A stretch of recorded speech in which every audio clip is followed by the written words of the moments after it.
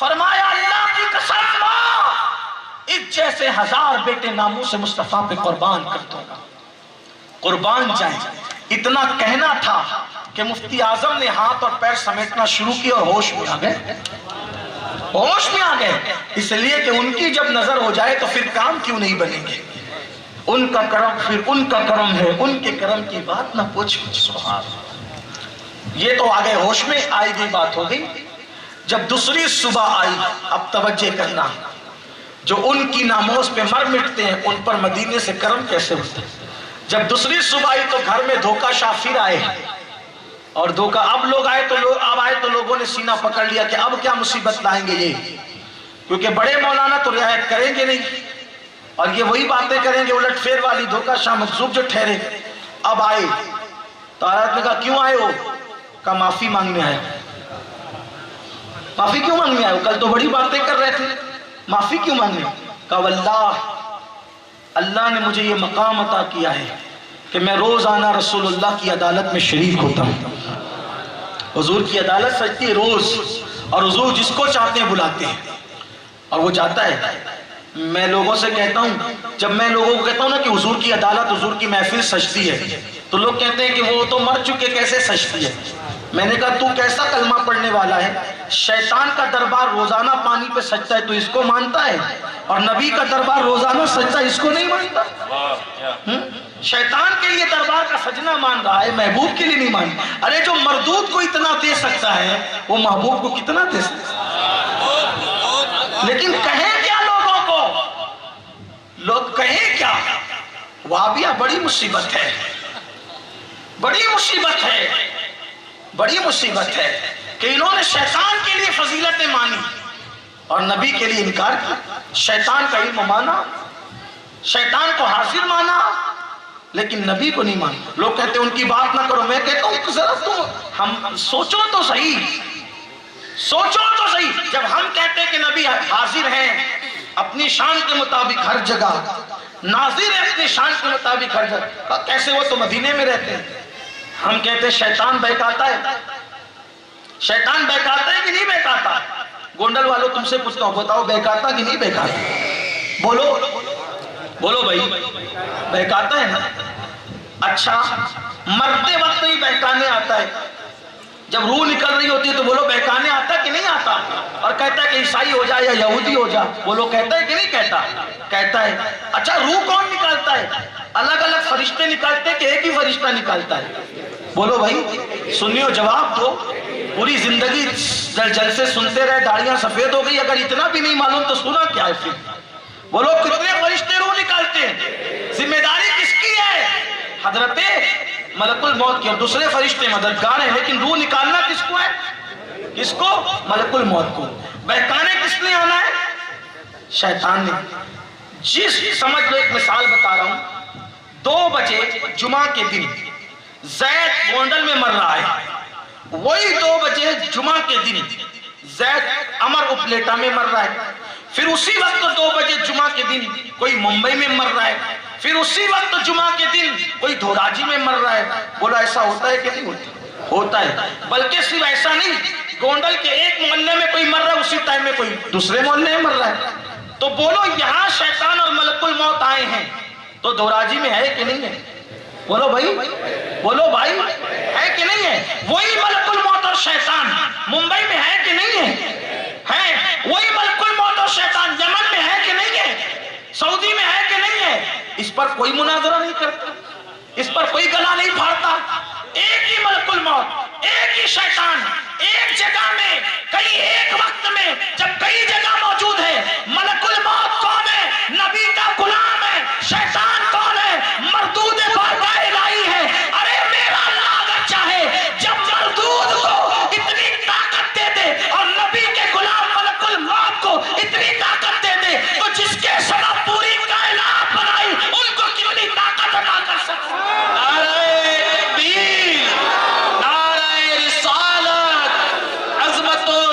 مصطفیٰ کریم مسلک اعلیٰ حضرت، آپ نے فضیلت غلام کے لیے مان لی، آپ نے یہ طاقت مردود کے لیے مان لی، اور محبوب کے لیے؟ پھر سوال کس پر آتا ہے؟ نبی پہ نہیں آتا، سوال کس پہ آتا ہے؟ توحید والوں سوال اللہ پہ آتا ہے کہ مردود کو اتنی طاقت دے دی اور نبی کے غلام ملک الموت کو اتنی طاقت دے دی اور محبوب کو نہیں دی، اور پھر کہتے کہ وہ تو سب سے بڑے محبوب ہیں۔ نبی کے محبوب خدا ہونے پر شیعہ، سنی، وہابی، دیوبندی، نشری کسی کو اختلاف نہیں ہے، سب ان کو محبوب مانتے ہیں۔ اب آپ بتاؤ، غلام کو دی، شیطان کو دی، محبوب کو نہیں دی، سوال کس پہ آئے گا؟ اور تمہارا کلمہ کیا اعتبار؟ لیکن یہ ہم سنیوں کا معاملہ ہے، ہم کہتے ہیں ملک الموت کی طاقت چھوٹی ہے، محبوب خدا کی طاقت بڑی ہے، شیطان کی اوقات کیا ہے؟ اچھا ایک اور بات یہاں مسئلہ پھر حل کر لیتے ہیں، بات آ گئی ہے تو دوراجی میں کس کو مرنا ہے؟ دوراجی میں کس کو مرنا ہے، کب؟ یہ بات شیطان کو پتا ہے کہ نہیں پتا ہے؟ بھئی پتا چلے گی تبھی تو بہکانے آئے گا نا، اور ہم سے مناظرہ کا چیلنج کرتے ہو کہ کون کب مرے گا، کسی کو نہیں پتا، کسی کو نہیں پتا۔ سورہ لقمان میں آیا ہے شیطان کو پتا تو محبوبوں کو نہیں پتا۔ بس بات اتنی ہے، اللہ نہ بتائے تو کسی کو پتا نہ چلے، اور اللہ بتا دے تو جب شیطان کو پتا چل سکتا ہے مردود کو، تو محبوبوں کو کیوں نہیں پتا چل سکتا؟ سبحان اللہ، واہ واہ واہ۔ میں وہ حدیثیں پیش کر رہا ہوں آپ کے سامنے جس پہ کسی کا اختلاف ہے، کیونکہ شیطان کا آنا سب مانتے ہیں۔ کوئی ہے ایسا دوسرے فرقے کا آدمی جو کہتا ہو کہ نہیں شیطان نہیں آتا؟ نہیں کہ وہ بھی مانتے ہیں کہ آتا ہے، اسی لیے وہ بھی اپنے باپ دادا کے سرانے کھڑے ہو کے کلمہ پڑھتے، پڑھو لا الہ الا اللہ لا الہ، وہ بھی کرتے ہیں۔ میں یہ بات نہیں کرتا، وہ بھی ان کی بھی کوشش ہوتی ہے کلمہ پڑھنے، لیکن ان کو نہیں پتا اگر نبی کی بے وفائی کے ساتھ مرے تو نبی کا جبہ لے جانا بھی کام نہیں آتا۔ نبی کا جب عبداللہ بن ابی منافق مرا، اس کی تمنا تھی کہ حضور کا جبہ ملے، حضور نے جبہ دیا، فاروق اعظم نے کہا حضور کیوں دیا؟ کہا اس کو کام نہیں آئے گا، اس لیے کہ کام تو اس کو آنا ہے جس کے دل میں یار بستا۔ جبے والے کی گستاخی کرتا ہے تو جبہ اس کے لیے کیا کام آنا ہے؟ اگر جبہ نہ بھی لے جاتا اور نبی کی وفا لے جاتا تو نہ لے جانے کے باوجود بھی جبے کی برکتیں کام آئیں۔ سبحان اللہ، سبحان اللہ۔ اصل چیز تو نسبت ہے، یہی تم سمجھانا چاہتے ہیں، اصل چیز نسبت ہے۔ تو بہرحال بات کیا چل رہی تھی کہ حضور کی عدالت، حضور کی محفل روز سجتی ہے آج بھی، اس میں اولیاء اللہ جاتے ہیں، اولیاء اللہ جاتے ہیں، اس میں عوام کو شریک ہونے کی اجازت نہیں، اور وہ بھی ہر ولی نہیں جاتا، بہت بڑے بلند پیمانے کے ولی جاتے ہیں۔ بس دو بات کر کے اپنی بات ختم کروں گا، کوئی لمبی نہیں کروں گا۔ ایک یہ بات پڑھ دوں، اسی سے لگ کر ایک اور بات یاد آ گئی، وہ دو باتیں پڑھ کے بات ختم کرتا ہوں، آپ کو امام احمد رضا کا مقام پتہ چل جائے گا۔ آج کل یہ بات چلتی ہے، ارے یار یہ سنی اتنا سر پہ ان کو اٹھا رہے، وہ تو صرف ایک مولانا تھے، مولانا۔ ایک پروفیسر صاحب نے مجھ سے کہا یار وہ مولانا تھے، آپ لوگ اتنا کیا ان کو سر پہ اٹھاتے ہیں؟ میں نے کہا آپ مجھے بتائیں، پوری 15ویں صدی میں کوئی ایسا مولانا مجھے بتا دے، کوئی ایسا مولانا مجھے بتا دے جو اس طرح کی بات کرتا ہو۔ انہوں نے جو خطبہ لکھا ہے فتاوی رضویہ کا، کیا اس طرح کا خطبہ کوئی آج تک مولانا لکھ سکا پوری صدی کے اندر؟ یہ مولانا ہوتے ہیں ایسے، جو نیرا مولانا وہ ہوتا ہے ایسا۔ انہوں نے تصوف کی گتھیاں ایسی سلجھائی اور الجھی ہوئی کہ آج تک صوفیہ اشعش کرتے ہیں۔ آج تک کسی مولانا نے کہا پیش نظر وہ نو بہار، سجدے کو دل ہے بے قرار، روکیے سر کو روکیے حال ہی امتحان۔ کوئی نیلا مولانا ایسا ملا آپ کو جس کے لیے رسول اللہ قبر انور سے باہر نکلے ہوں؟ کوئی ایسا مولانا ملا؟ علماء کی عظمت سراغوں پر ہے، لیکن جو نیلا عالم ہے کیا اس نے یہ شرف حاصل کیا؟ یہ شان تو اللہ والوں کو نصیب ہے۔ وہ صرف مولانا نہیں تھے، وہ اپنے دور کے مولائے روم تھے، وہ اپنے زمانے کے سرمست تھے، وہ اپنے زمانے کے گروہ صوفیہ کے قلندر تھے۔ لوگ ان کی عظمت کیا جانتے ہیں؟ میں یہی اسی لیے کہتا ہوں دو بات کر کے بات۔ علامہ قمر الدین سیالوی، بات آ گئی ہے تو سنو، علامہ قمر الدین سیالوی کہتے ہیں میرے دل میں خیال آیا کہ غوث پاک سے پوچھوں کہ یا غوث، ہر زمانے میں آپ کا ایک نہ ایک کوئی دنیا میں نائب ہوتا ہے، اس دور میں آپ کا نائب کون ہے؟ جب میں نے غوث پاک کی بارگاہ میں توجہ کی اور عرضی لگائی کہ مجھے بتایا جائے کہ اس زمانے میں آپ کا نائب کون ہے، تو غوث پاک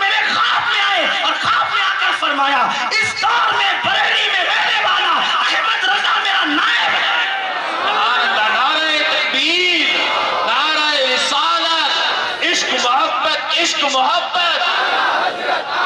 सुभान अल्लाह, सुभान अल्लाह। जिन सुन्नी भाइयों को गलत फहमी में हाथ जोड़ के कहता हूं उनकी किताबें पढ़ो।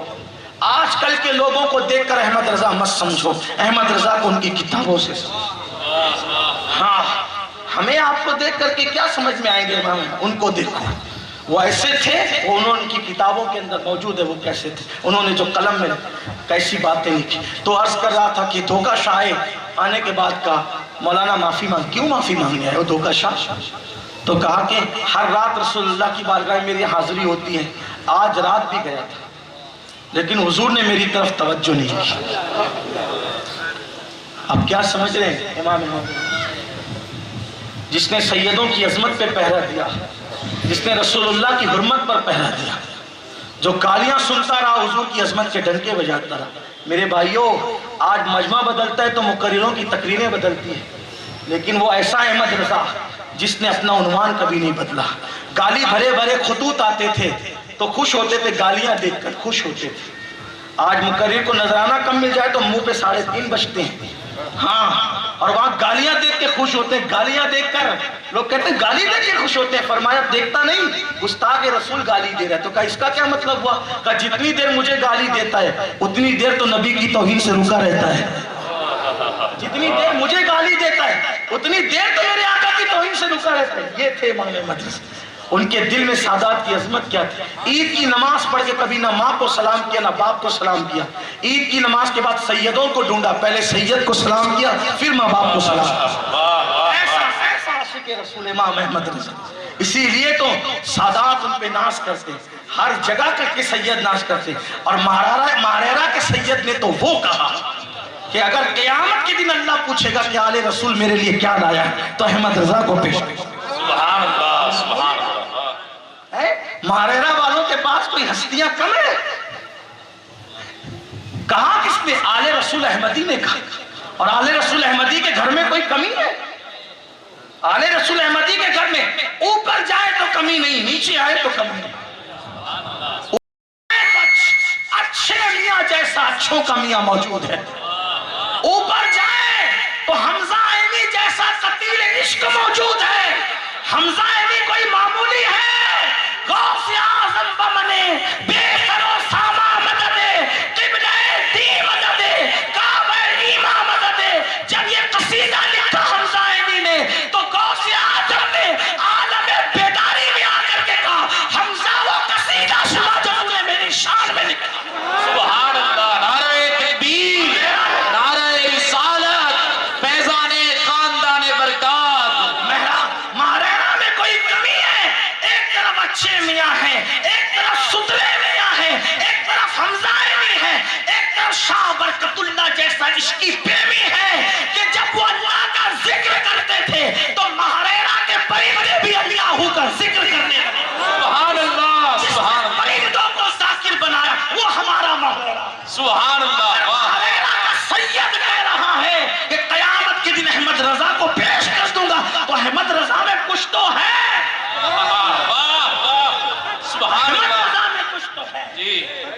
वरना सैयदों का नसब काफी है उनकी निजात के लिए, क्योंकि नबी ने फरमाया इल्ला नसबी व सबबी। मगर हजरत आले रसूल अहमदी जैसा शख्स, ये आले रसूल अहमदी क्या है पता है? जिस पे नजर डाली उसको सैर फिल्ला और सैर इल्लाह वाला वली बनाया। सुभान अल्लाह। जरा सूफिया के पूछो ये सैर फिल्ला सैर इल्लाह क्या है? ये वो है कि बंदा उस मंजिल पे पहुंचता है कि वो ज़ात हक का मुशाहिदा करता है। ये आले रसूल अहमदी का कमाल है। खुद नूरी मियां सरकार ने लिखा कि एक शख्स पे तवज्जो डाली तो मेरे दादा की तवज्जो से उस मंजिल पे पहुंचे जहां परिंदों को जाकिर बना दिया जाता। आप जरा सोचे ना, वो खानदान वाला तबार की शब्द, लेकिन वहां भी कहा जा रहा है कि क़यामत में अल्लाह मुझसे पूछेगा क्या लाया है? अहमद रजा को पेश करूंगा रोज महशर। अगर मुझसे पूछे खुदा बोल आले रसूल तो लाया है, अर्ज कर दूंगा लाया हूं अहमद रजा, या खुदा ये अमानत सलामत है। सुभान अल्लाह, सुभान अल्लाह। वाह वाह। सादात इसीलिए दिल से मोहब्बत करते हैं इमाम अहमद रजा से कि उन्होंने इमाम अहमद रजा ने सैयदों के नाना की इज्जत और हुर्मत पर पहरा दिया। کسی کی طرف. تو دھوکہ شاہ نے کہا مولانا میں ہر رات جاتا تھا، آج بھی گیا، حضور نے توجہ نہیں کی. میں نے پوچھا آقا میرے ماں باپ آپ پہ قربان، آج وہ توجہ نہیں ہے جو ہوتی. فرمایا تو نے احمد رضا کو ناراض کیوں کیا؟ تو نے احمد رضا کو ناراض کیوں کیا؟ آج آنکھیں کھلی ہیں، آ گیا معافی مانگنے کے لیے. اگر حرمت رسول پر اعلیٰ حضرت اپنی ذات کے لیے نہیں لڑ رہے تھے، حرمت رسول کے لڑ رہے تھے، تو حضور ان کی تائید میں تھی. آخری بات عرض کرتا ہوں، یہ تو رسول کی بارگاہ میں ان کا مقام تھا. ایک اور مقام سن لیں، بات ختم کرتا ہوں. آپ کے ذہن کے دریچے کھلنے چاہیے.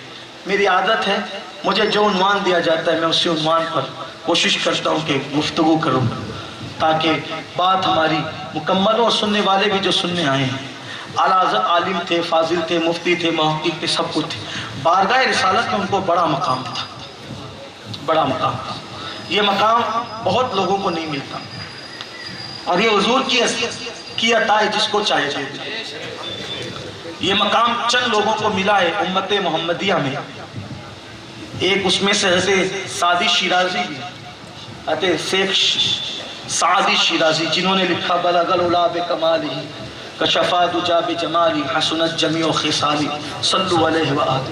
تو بہت کروڑوں امتی نا حضور کے، اربوں خربوں ہیں، بلکہ ان میں سے بہت قلیل لوگ ہیں. پہلی بات تو جانے والے دربار میں کم ہیں، پھر دربار میں جانے والوں میں بھی کچھ وہ ہیں جو صرف بیٹھے ہوتے ہیں. وہ جو ہوتے ہیں حالانکہ وہ بھی چھوٹے موٹے نہیں ہوتے نا، وہاں جا کے بیٹھنا بھی بڑی بات ہے. لیکن اس دربار میں کچھ ایسے ہوتے ہیں جن کو بولنے کی اجازت ہے. ہاں اس پہ بات ختم کر رہا ہوں. اعلیٰ حضرت امام احمد رضا خان محدث بریلوی کا ظاہری دور تھا، ظاہری دور. وہی دور حکیم اجمل خان صاحب کا. حکیم اجمل خان صاحب جن کو ہندوستان کے اندر ملک الحکمہ کے، حکیموں کی دنیا کا بادشاہ، ابھی ایک صدی بھی ان کو پوری ہوتی آ رہی. حکیم اجمل خان صاحب بہت علم دیا تھا اللہ نے. حکیم اجمل خان صاحب کے یہاں گھر پر ایک ملک کے شام کے سید صاحب آتے تھے. حکیم اجمل خان صاحب کے یہاں سے ان کے گھر پہ ملک کے شام کے سید صاحب آتے تھے، اور وہ سید صاحب صاحب کرامت تھے، صاحب کرامت. اور ایسے صاحب کرامت تھے جب وہ ہندوستان آتے تھے، حکیم صاحب کے گھر رہتے تھے، تو وہ حکیم صاحب کو کہتے تھے کہ یار اس کو دوا مت دو. حکیم صاحب کہتے تھے کیوں؟ کہا کہ دو گے بھی تو فائدہ نہیں ہوگا، اس کی زندگی اتنی نہیں بچی، مر جائے گا، تو تم کیوں بدنام ہوتے ہو دوا دے کر کے کہ بھئی دوا رہا. حکیم صاحب کیا چالو تھے، پھر بھی مر گیا. اور ایسے ہی ہوتا تھا کہ سید صاحب جو ملک شام سے آئے ہوئے تھے وہ کہتے تھے یہ مر جائے گا، مت دوا دو. چند دنوں کے بعد وہ مر جاتا، اور جس دن بتاتے تھے اس دن مر جاتا تھا. ایسے صاحب کرامت تھے. سید صاحب جب آتے تھے تو الہ آباد کے ہائی کورٹ کے وکیل صاحب بھی تھے، وہ بھی آ جاتے تھے حکیم صاحب کے گھر. ان تینوں کے اندر گہری دوستی تھی، تینوں میں. ایک دن ایسا ہوا کہ تینوں بیٹھے ہوئے تھے، ملک شام کے سید صاحب، وکیل صاحب اور حکیم صاحب. اور یہ دونوں چاہتے تھے سید صاحب کو بہت، کیونکہ ان کی کرامتیں وہ دیکھ چکے. ایک کرامت آدمی دیکھ لے تو دیوانہ تو ہو ہی جائے نا، اور کرامت دیکھ لی تھی سید صاحب. دونوں بڑے عاشق تھے اور کسی کو یہ جلدی مانتے نہیں تھے، کیونکہ یہ حکیم بھی بڑے آدمی تھے اور وہ وکیل صاحب تھے. بھئی دنیاوی پڑھا لکھا آدمی جلدی سے کسی کو مانتا تھوڑی ہے نا. اور کسی کے پاس اگر وہ ہائی کورٹ کا وکیل ہو جائے تو پھر بات کچھ اور، تو اس نے ماننا کس کو ہے. اکثر دنیا دار لوگ، دنیا دار ہوگا، مالدار ہوگا، جلدی سے کسی کو مانتا نہیں، کیونکہ کچھ نہ کچھ اس کے پاس گرمی ہوتی ہے. میں بھی کچھ ہوں.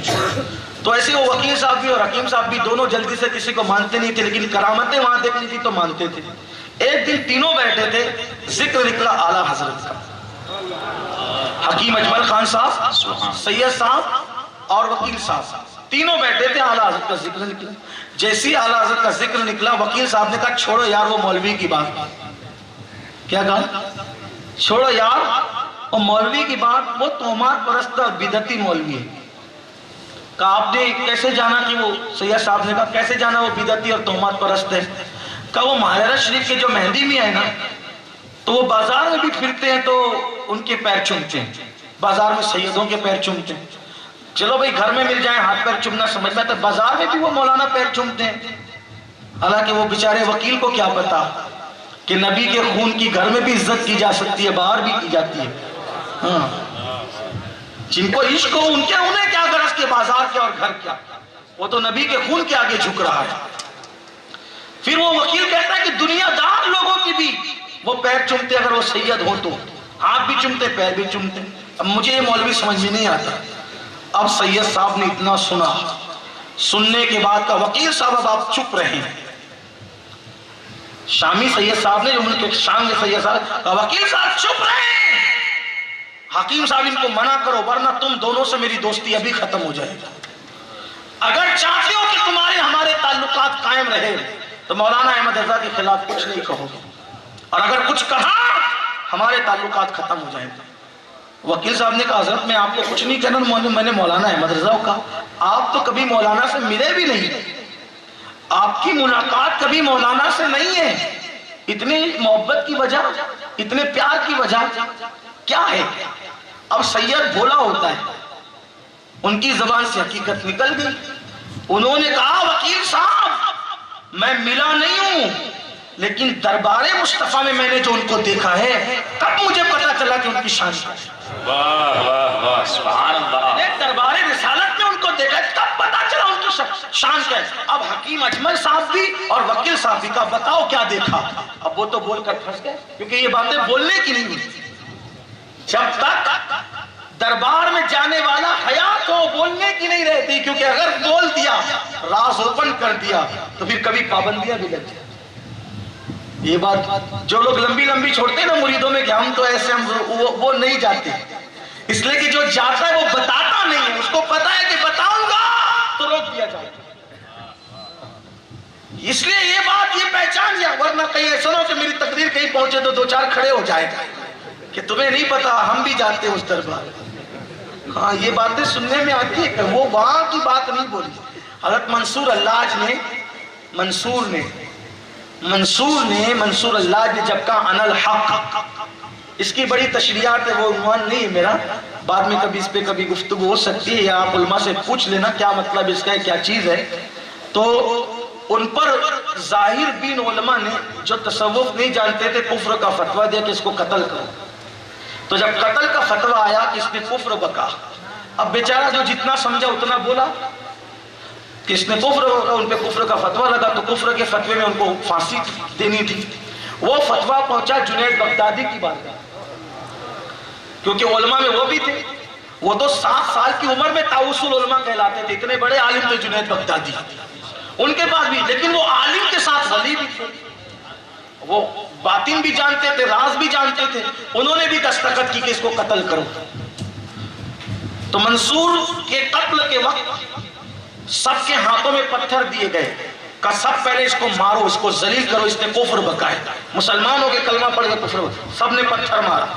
तो चूंकि बादशाह के जासूस खड़े थे, बादशाह के जासूस खड़े थे कि कौन मार रहा है कौन नहीं मार रहे देखो, तो जुनैद बगदादी भी आए।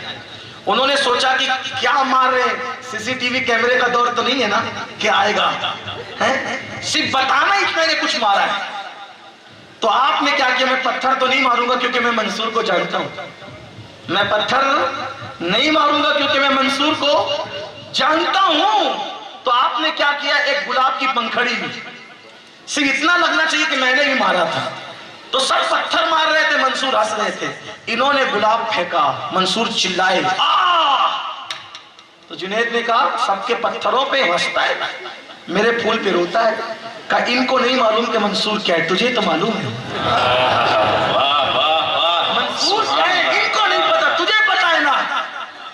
और सुन, मर के जब मैं रसूलुल्लाह के दरबार में पहुंचूंगा और तू कल वहां रात आएगा ना जुनैद, तू भी आएगा, मैं पकड़ के कहूंगा कि तूने भी मेरे कत्ल के फतवे में। इनको नहीं पता, ये तो बेचारे जाहिर बीन है, ये तो काली पीली इबारतें पड़े हुए लोग हैं, सिर्फ दुनियादार है ये लोग।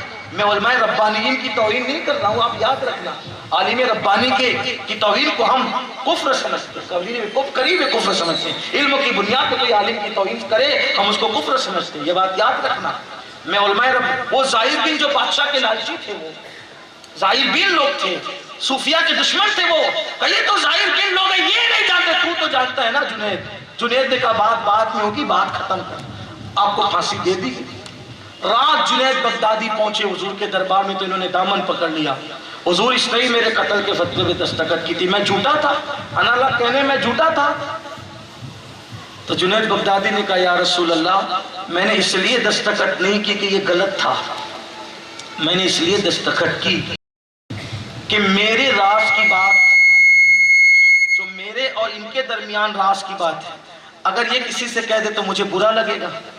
ٹھیک یہی ہوتا ہے نا بھائی، میرے راز کی بات میں آپ کو کہوں اور آپ کسی کو کہہ دے تو مجھے برا لگے گا کہ نہیں لگے گا؟ یا رسول اللہ یہ جھوٹا تھا اس لیے نہیں کہا، یہ تھا سچا، لیکن میں نے دستخط قتل کے فتوے پہ اس لیے کی کہ اس نے اللہ کی راز کی بات غیروں کو بتائی. تو جو اپنے محبوب کی راز کی بات غیروں کو بتا دے وہ زندہ نہیں رہے، پھر اس کو مرنا ہی چاہیے. یہ بات ہے، یہ بات ہے میرے دستخط کرنے کی. یہ جھوٹے ہونے کی وجہ سے نہیں، اس نے محبوب کی راز کی بات باہر کیوں کی. یہ ہوتی ہے باتیں. اسی لیے ولی لوگ ولایت ظاہر نہیں کرتے، چھپاتے، کیونکہ وہ اللہ کا راز ہے، بتاتے نہیں چھپاتے. تو یہ جو وہاں جاتے ہیں نا، وہ وہاں جاتے ہیں تو وہ راز چھپاتے ہیں. کیوں؟ اس لیے کہ محبوب کا راز غیروں کو کیسے کہتے، اور جو غیروں کو کہتا ہے پھر اس کو سزا ملتی ہے. یہ بات ہے. تو سید صاحب نے جب کہا کہ مولانا احمد رضا کے خلاف نہیں کہنا، میں نے ان کو دربار رسالت میں دیکھا. اب یہ کہہ کے تو وہ پھنس گئے، بات نکل گئی منہ سے، بتانا چاہتے نہیں تھے لیکن جذبات میں آ کر نکل گئی، کیونکہ ایک عالم کی اور عالم ربانی کی عزت و حرمت کا سوال تھا، عزت و عظمت کا سوال تھا. ایک ولی کی، ایک عالم ربانی کی کہ میں نے ان کو دربار رسالت میں دیکھا. تو وکیل نے کہا کیا دیکھا بتائیں. حکیم اجمل خان نے کہا کیا دیکھا بتائیں. اب چھوڑ دو، اس کو چھوڑ، اب اس پہ بات نہیں ہو سکتی، چھوڑو. انہوں نے پیر پکڑ لیے، بتانا پڑے گا ورنہ چھوڑیں گے نہیں. اب جب مجبور کیا تو فرمایا سنو، میں مولانا احمد رضا سے ملا نہیں ہوں، ان سے میرے کوئی تعلقات نہیں ہیں، لیکن دربار رسالت میں جو محفل سجتی ہے، جب میں رسول اللہ کے دربار میں پہنچا تو میں نے دیکھا سب لوگ بیٹھے ہوئے ہیں اور حضور ایک جوان کو اشارہ کرتے ہیں کھڑا ہو اور میرے سامنے میری عظمت بیان کر، میرے سامنے میری شان بیان کر. وہ جوان کھڑا ہوا اور حضور کے سامنے حضور کی عظمت بیان کرنے لگا، حضور کی شان بیان کرنے لگا. حضور خوش ہو رہے تھے، خوش ہو رہے تھے. میں رشک کر رہا تھا کہ یہ کیسا جوان ہے کہ اس کو دربار رسالت میں بولنے کی رسائی ہے. میں نے پوچھا نانا جان، میرے ماں باپ آپ پہ قربان، کون خوش نصیب جوان ہے یہ؟ تو میرے نبی نے فرمایا یہ بریلی میں رہنے والا احمد رضا ہے. سبحان اللہ، سبحان اللہ. جب سے میں نے اس شان میں ان کو دیکھا ہے تو میں چاہتا ہوں کہ ان کی کوئی بے ادبی نہیں. یہ امام احمد رضا ہے، ملک سخن کی شاہی تم کو رضا مسلم، جس سمت آ گئے ہو سکے بٹھا دیے ہیں. احمد رضا کا تازہ گلستان ہے آج بھی، خورشید علم ان کا درخشاں ہے آج بھی. عرصہ ہوا وہ مرد مجاہد چلا گیا، سینوں میں ایک سوزش پنہا ہے آج بھی. سب ان سے جلنے والوں کے گل ہو گئے چراغ. احمد رضا کی شمع فروزاں ہے آج بھی. وہی احمد رضا ہے جو کہتا ہے انہیں جانا انہیں مانا، نہ رکھا خیر سے کام، للہ الحمد میں دنیا سے مسلمان گیا. دل ہے وہ دل جو تیری یاد سے معمور رہا، سر ہے وہ سر جو تیرے قدموں پہ قربان گیا. جان و دل ہوش و خیرت سب مدینے پہنچے، تم نہیں چلتے رضا سارا تو سامان گیا. اللہ ہم سب کو فکر رضا کا صحیح ترجمان بنائے، فکر رضا کا شعور عطا فرمائے. اگر میری گفتگو کے درمیان کوئی غلطی ہو گئی ہو اللہ تعالیٰ اپنے حبیب کے صدقہ تو معاف فرمائے. استغفر اللہ ربی من کل ذنب واتوب الیہ وما علینا الا البلاغ. السلام علیکم ورحمۃ اللہ.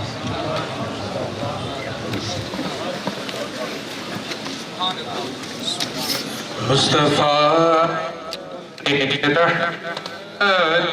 لاکھوں سلام، شمع بز میں ہدایت لاکھوں سلام. مصطفیٰ جان رحمت لاکھوں سلام، شمع بز میں ہدایت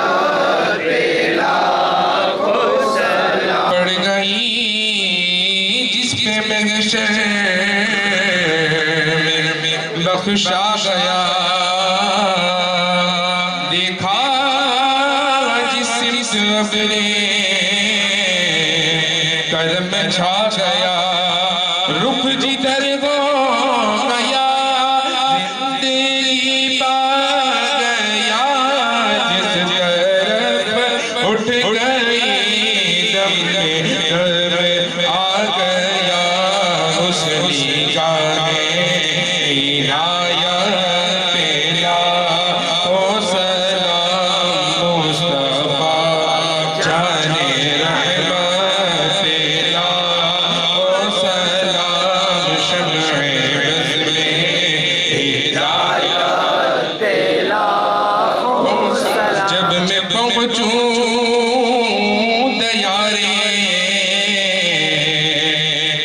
حبیب خدا مصطفیٰ ساتھ ہو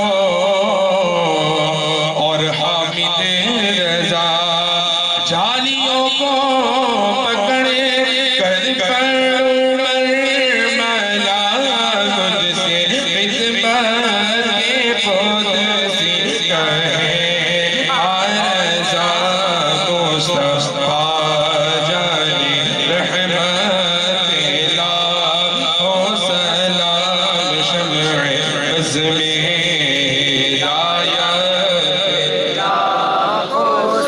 صدقہ حسن حسین کا ہم کو بھی دیجئے ہم قادری فقیر ہیں یا غافر المدد کہ آپ پیر ہو یا غوث المدد عالم کے دستگیر ہو یا غوث المدد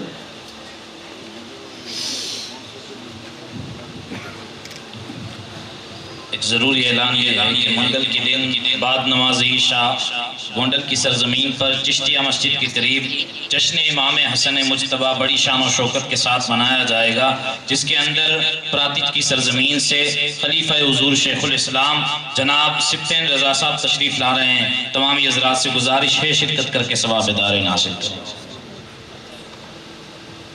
الفاتحہ۔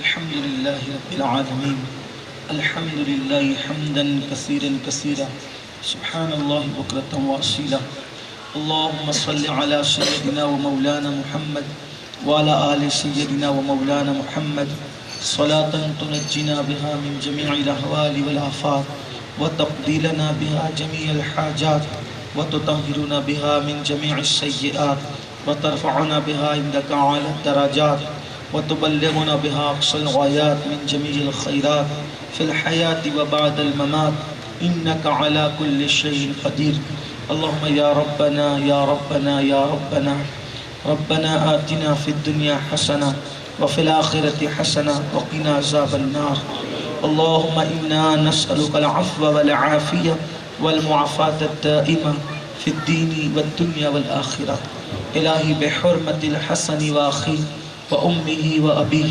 وجده صلى الله عليه وآله وسلم وبنيه نجي من كل غم الذي أنا فيه يا حي يا قيوم يا ذا الجلال والإكرام أسألك أن تحيا قلبي بنور معرفتك يا الله يا الله يا أرحم الراحمين يا أرحم الراحمين يا أرحم الراحمين مولا ہم سب کی حاضری کو قبول فرما، ہم سب کے گناہوں کو معاف فرما، ہمارے ماں باپ کی بے حساب مغفرت فرما، کل مومنین مومنات مسلمین مسلمات کی مغفرت فرما۔